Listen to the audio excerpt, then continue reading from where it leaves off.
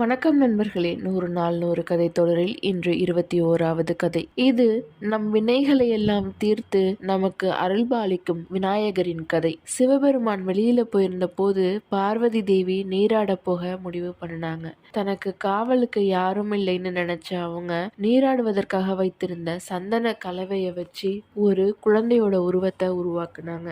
அந்த குழந்தைக்கு உயிர் கொடுத்து தன்னோட பிள்ளையா பாவிச்சு அந்த பிள்ளை கிட்ட நான் நீராடி வர வரைக்கும் யாரையும் உள்ள விடாத அப்படின்னு அறிவுரை கூறிட்டு போனாங்க. பார்வதி தேவி நீராட போன கொஞ்ச நேரத்திலேயே சிவபெருமான் திரும்ப வர அவரை அந்த சிறுவன் உள்ள அனுமதிக்கல. தன்னை அனுமதிக்காத சிறுவன் மீது கோபம் கொண்ட சிவன் அந்த சிறுவனோட தலைய வெட்டிட்டாரு. அதுக்கு பிறகு நீராடி விட்டு வந்த பார்வதி தலையில்லாமல் கடந்த அந்த சிறுவனை பார்த்து ஆத்திரம் அடைந்து பார்வதியா இருந்த தேவி காளியாக மாறி தன்னோட கோபத்துல கண்ணில் பட்ட எல்லாத்தையும் அழிக்க ஆரம்பிச்சாங்க.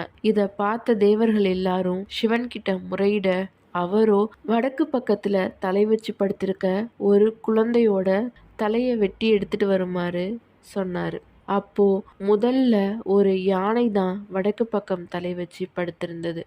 அந்த யானையோட தலையை வெட்டி எடுத்துட்டு சிவன் கிட்ட கொண்டு போய் கொடுத்தாங்க. அவரோ அந்த சிறுவனோட தலைக்கு பதிலா இந்த யானை தலையை வச்சு அதுக்கு உயிர் கொடுத்தாரு. மேலும் அந்த குழந்தைக்கு கணேசன்கிற பெயரையும் சூட்டினாரு. இதுதான் விநாயகர் உருவான கதை. அப்படி பார்வதி தேவியால பிள்ளையார் உருவாக்கப்பட்ட தினத்தை தான் விநாயகர் சதுர்த்தியா கொண்டாடுறோம். இந்த கதை உங்களுக்கு பிடிச்சிருந்தா நம்ம சேனல் தகவல் கார்னர் 360 மறக்காம சப்ஸ்கிரைப் பண்ணுங்க. உங்களுக்கு பிடிச்ச கடவுள் யாருங்கிறதையும் கமெண்ட்ல சொல்லுங்க. நன்றி.